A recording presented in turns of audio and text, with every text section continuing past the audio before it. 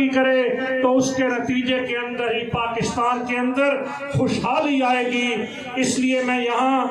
قائم علی شاہ صاحب کی موجودگی میں یہ بات کہنا چاہتا ہوں کہ میرے نبی مہربان حضرت محمد مصطفیٰ صلی اللہ علیہ وآلہ وسلم کے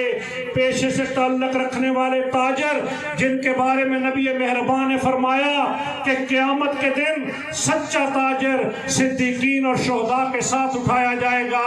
میرے وہ تاجر کہ جن کے بارے میں نبی صلی اللہ علیہ وآلہ وسلم نے یہ بشارت دی ہے، اور یہ وہی تاجر ہیں کہ جن کی بدولت تلوار سے نہیں، اسلام دنیا عرب کے اندر تاجروں کے کردار کی بدولت پھیلا تھا، اور آج بھی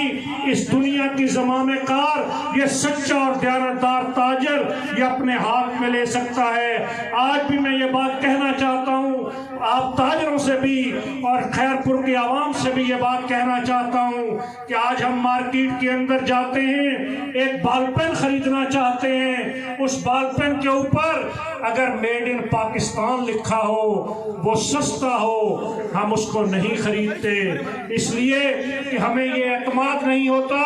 کہ یہ بال پین جیب کے اندر لیک نہیں ہوگا، لیکن اگر اس کے اوپر made in U S A, made in Germany اور میڈ ان جاپان لکھا ہو، وہ مہنگا ہو، ہم آنکھیں بند کر کے خریدتے ہیں، اس لیے کہ ہمیں اس پر اعتبار ہوتا ہے۔ میں اپنے تاجروں کو بھی پورے پاکستان میں یہ بات کہتا ہوں کہ ہمیں نبی صلی اللہ علیہ وآلہ وسلم کی وہ تجارت اختیار کرنی ہے کہ میڈ ان پاکستان کو آنکھیں بند کر کے دنیا کے ہر خطے کے اندر خریدا جائے۔ کوئی یہ نہ کہے کہ پاکستان کا تاجر وہ اگر وعدہ کرتا ہے تو پورا نہیں کرتا، وہ اگر امانت لیتا ہے تو اس میں خیانت نہیں کرتا، اس لیے کہ میرا تاجر وہ امانت دار بھی ہوتا ہے، وہ وعدہ وفا بھی ہوتا ہے، وہ اس میں اخلاق سے پیش بھی آتا ہے۔ اور یہاں میں یہ بات بھی کہنا چاہتا ہوں کہ میری یہ پاکستان کی مارکیٹیں معاشرے کا چہرہ ہیں، ان مارکیٹوں کی تعمیر و ترقی، ان مارکیٹوں کے اندر انفراسٹرکچر کی فراہمی، ان شہروں کے اندر سڑکوں کی تعمیر، پارکنگ کی تعمیر، پانی، بجلی اور گیس یہ پہنچانا